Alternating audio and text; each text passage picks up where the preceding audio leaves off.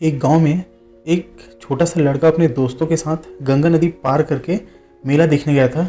और शाम को जब वापस लौटते वक्त जब सभी दोस्त नदी के किनारे पहुंचे तो लड़के ने नाव के किराए के लिए जेब में हाथ डाला तो उसने देखा कि जेब में एक भी पाई नहीं थी।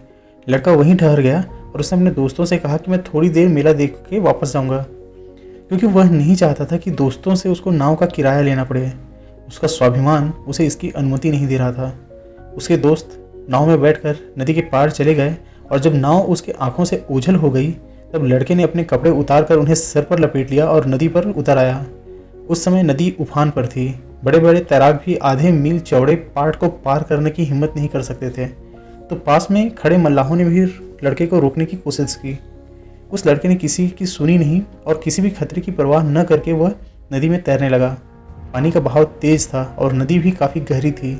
तो रास्ते में एक नाव वाले ने उसे अपने नाव में सवार होने के लिए भी कहा, लेकिन लड़का रुका नहीं, वह तैरता रहा और कुछ देर बाद वह सकुशल दूसरी ओर पहुंच गया। उस लड़के का नाम था लाल बहादुर शास्त्री जी।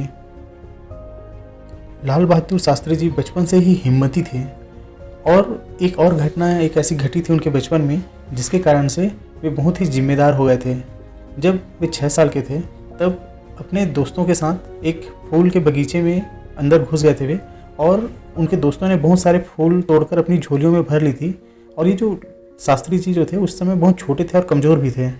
तो उसने पहले ही फूल तोड़ा था शास्त्री जी ने कि बगीचे का जो माली है वो आ पहुँचता है और दूसरे लड़के जो है भागने में तो सफल हो जाते हैं, लेकिन वो जो छोटा लड़का था वो माली के हत्थे चढ़ गया और बहुत सारे फूलों के टूट जाने के कारण और दूसरे लड़कों के भाग जाने के कारण माली बहुत गुस्से में था।